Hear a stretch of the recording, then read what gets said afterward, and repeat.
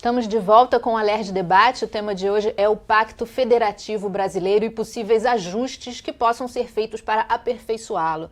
Deputados, quando a gente pensa em pacto federativo, uma federação, os Estados Unidos são uma referência, né? Como que funciona o pacto federativo lá, que a gente enxerga que dá mais liberdade aos estados do que a gente tem aqui? A gente enxerga, por exemplo, que lá eles aprovam leis que num estado vale, no outro estado não vale, e que são leis que aqui no Brasil estão sob domínio do governo federal. Então a gente consegue enxergar lá uma individualidade dos estados. Essa era a ideia para o Brasil? Olha, a Carta Magna do país, né, desde o Brasil Império, né, ela procura reproduzir a Carta Americana, que é a primeira carta promulgada, né? E federação é exatamente isso, a independência e a harmonia dos estados. Além dos Estados Unidos, que a gente está mais acostumado, assim, outros países também são assim? Sim, até porque a Carta dos Estados Unidos serviu de base para muitos e muitos outros países. Mas veja só, eu vou te dizer sobre o que o Wanderson e eu podemos legislar aqui no Parlamento. Meio ambiente, uma iniciativa nossa. Meio ambiente, defesa do consumidor, defesa civil e discussões sobre alíquotas de ICMS, não sobre legislação tributária em si. Só. Ou seja, é muito reduzido. Nada. Nos Estados Unidos, você tem estado que as pessoas liberaram a maconha, em outros não. Tem estado que tem pena de morte, em outros não. Tem estados que têm uma forma de desenvolvimento dos colégios eleitorais. Tem outros estados que são diferentes. Então, de forma e sob hipótese alguma, você desrespeitar a Constituição americana, os estados têm ampla liberdade de legislar. Aqui nós temos uma Constituição imensa, que define tantas regras que engessa totalmente o Estado. Mas mesmo engessando, volto a dizer, o primeiro artigo da Constituição, o primeiro artigo é importantíssimo, né? Diz República Federativa do Brasil. Mas, deputados, a gente também pode olhar um pouco por outro lado, que os Estados Unidos talvez não tenham, não tem uma desigualdade tão grande quanto existe no Brasil. Essa centralização do poder não tem, pelo menos, o objetivo de diminuir um pouco essa desigualdade quando você cria regras que valem para todo mundo? Eu acho que primeiro a gente tem que partir do local para o global. Né? Os problemas acontecem nas ruas das pessoas, nas cidades das pessoas, nos estados. Você não tem como ter o governo federal uma lupa suficiente para tratar de cada um deles. É preciso dar mais poderes aos vereadores, porque se o deputado estadual só tem esse poderzinho, imagina o poder do vereador, né? E é que é o mais cobrado, porque ele está lá na ponta e conhece profundamente a realidade. Nós também conhecemos, mas eles nos seus municípios conhecem mais profundamente as suas realidades. Ou seja, vereadores não têm poder, deputados não têm poder, prefeitos que são do executivo, muitas responsabilidades e poucos poderes. O governador acaba pressionando os prefeitos, que são obrigados a passar, né, o pirizinho lá no governador para ter algum recurso, e por sua vez os governadores fazem com os prefeitos o que o presidente da República, o Congresso, faz com eles. A gente precisa de uma mudança no sistema político brasileiro, mas não adianta ter uma mudança no sistema político brasileiro, como bem citou o deputado Luiz Paulo, sem um novo pacto federativo. Uma coisa está ligada à outra. A gente não percebe hoje, eu particularmente, é uma opinião muito minha, eu não percebo nenhuma movimentação para se fazer essas alterações, né? Porque não interessa, porque o governo federal não quer abrir mão do poder. Quem está lá mudar esse sistema, tanto da federação, o pacto federativo, como o sistema político. Quer se manter como está. E está muito nocivo, o país está se tornando insustentável, né? E é preciso ter a coragem de abrir mão e ter a coragem de repactuar essas situações para que nós possamos avançar como país. Do jeito que está, não dá mais para ficar. É preciso fazer essas duas alterações. A reforma política que foi feita recentemente ela saiu pior do que a anterior. Então, ou seja, a gente tem que ter esses cuidados e essas modificações precisam ser travadas sem o interesse particular de cunhas da vida. Eu vou recorrer, para explicar essa diferença, à história. Se você comprar aqui em qualquer livraria um livro chamado Os Federalistas, vai te contar a história da Federação Americana, que é totalmente diferente da brasileira. Os Estados Unidos, antes de serem Estados Unidos e Estados Unidos, tinha diversos estados que estavam sob o jugo da Inglaterra. Quando esses estados saíram do jugo da Inglaterra, cada um tinha as suas regras, as suas leis. E aí, esses estados se uniram e formaram uma federação. Aí essa federação fez uma constituição, mas para ela valer, teve que ser aprovada em cada estado. Esse livro, Os Federalistas, exatamente foram aqueles que defendiam a Constituição Única. Então, cada estado teve que aprovar esta Constituição. E esses estados não abriram mão das suas independências.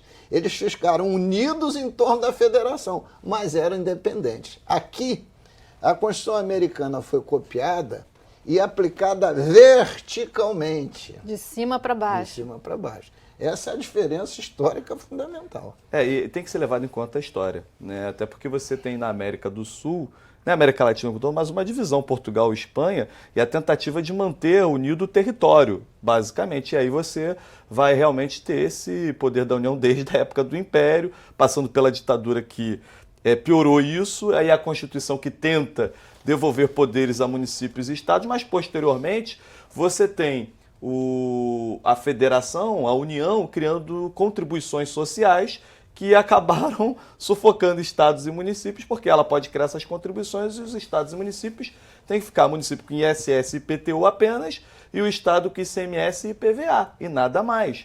E as contribuições sociais nasceram justamente para tirar o sufoco da União, mas sufocaram os estados e os municípios. E veja também que esses homens públicos nos Estados Unidos que defendiam a criação da federação foram se tornando, alguns deles, eleitos presidentes dos Estados Unidos, como James Madison. E essa briga da federação, né, acabou lá na frente também gerando uma das guerras mais sangrentas, que foi a Guerra da Secessão, né, entre os sulistas, né, enfim, mas é uma luta pela manutenção ou não da escravidão, né? Então você veja também que esta federação americana foi construída com muito sangue e mantendo essa independência. Bom, mas isso é a história. Então, com essa compreensão, é que precisamos agora rediscutir esse pacto federativo. Os municípios, os estados já são adultos, maduros, né, e precisam realmente ter liberdade de legislar e gerir as suas finanças. E qual é a dificuldade de ter esse pacto federativo na área tributária? É que ninguém quer perder nada, né? E quem tem que abrir mão, evidentemente, que é a União. E que é o mais poderoso nessa história. E além dessa questão do indexador da dívida, o que mais poderia ser modificado? O que os senhores acham que poderia ser modificado no Pacto Federativo como sugestão, assim, para que o desequilíbrio não fique tão grande? Bom, são muitas reformas que precisa. A primeira é a reforma tributária, tirando esse poder concentrador da mão da União. E, evidentemente, no sistema capitalista, quem é o dono do cofre tem muito mais poder. Então, tem que ter um equilíbrio melhor na partição desses recursos. A segunda questão diz respeito também a uma profunda reforma político-partidária e eleitoral, reconhecendo também a capacidade dos estados de legislar sobre essas questões sem alterar a Constituição, que é mãe de tudo, né? E também dá ao Estado a capacidade de legislar sobre tudo, ou quase tudo, desde que não contrarie, né, os princípios federativos. Então, é isso, de fato, que seria uma grande reforma. Bom, você tem a Lei de Responsabilidade Fiscal. É uma lei ótima, Lei 101 de 2000, que vale para todas as unidades da federação. Vale para os estados, vale para os municípios e vale para a União. Para a União, mais ou menos. Para a União, mais ou menos. Na Lei de Responsabilidade Fiscal, você cria, e quem define o conceito de receita corrente líquida é o Ministério do Planejamento. E você tem que dizer amém. Ora, mas quem administra a finança pública é cada uma das unidades da federação. Então, você tem que também dar um certo grau de liberdade para que os estados tenham também seus conceitos de lei de responsabilidade fiscal do Estado. E acho que o deputado o Luiz Paulo citou a verticalização, né, quando foi tomada essas decisões, a gente precisa horizontalizar, a gente precisa chamar a atenção para a participação, né, cada vez mais efetiva da população, e a gente precisa também trabalhar a questão da transparência. Isso tem que estar bem claro nesse novo pacto federativo e no novo sistema político, de modo que as pessoas possam se sentir novamente donas daquilo que é delas, das suas cidades, dos seus estados e do país. O nosso pacto federativo, ele acaba viabilizando um sistema de interesses que os prefeitos querem ser do partido do governador, os governadores querem ser do partido do presidente, ou pelo menos aliados. Os senhores veem um problema político aí? Eu vejo um problema mais grave ainda, né? Eu vejo um arreglo, né, entre os diversos detentores de poder acima dos partidos políticos. Então, por via de consequência, partido político no Brasil é um instrumento que permite o cidadão ser eleito, mas, via de regra, partido político não serve para dar diretriz para ninguém. Aí vem o Supremo Tribunal Federal e define que cargo majoritário, né, isto é, governador e senador, não estão sujeitos à disciplina da fidelidade partidária. Não? Imagine o deputado Wanderson, que não faria isso, se elege prefeito num determinado município, por exemplo, Friburgo. Depois de eleito, ele está acima do partido dele. É essa a regra hoje do jogo. Isto, desculpe, é usando um nome mais pesado, uma esculhambação total. Outra questão. 35 partidos políticos. O Congresso Nacional, até com um arreglo entre os partidos grandes, criou a cláusula de barreira. Para você ser partido, tem que eleger pessoas. Tem que ter representação no Brasil inteiro. Aí veio o Supremo e derrubou a cláusula de barreira.